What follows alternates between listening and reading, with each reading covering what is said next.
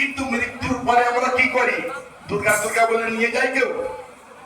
আপনাদের এখানে যারা মৃত্যু হয়, আত্মীয় স্বজন বন্ধু বান্ধব, তারা কেউ দুর্গা দুর্গা, কালী কালী, শিব শিব বলে নিয়ে যায় কি?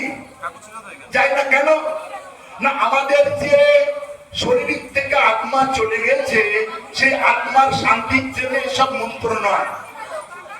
আমরা বিদ্যা লাভের জন্য সরস্বতী পূজা করি, ধনধান্য লাভের জন্য আমরা লক্ষ্মী দেবীর পূজা করি, এবং পার্থিব বস্তুর লাভের জন্য বিভিন্ন দেবতার আমরা পূজা করি।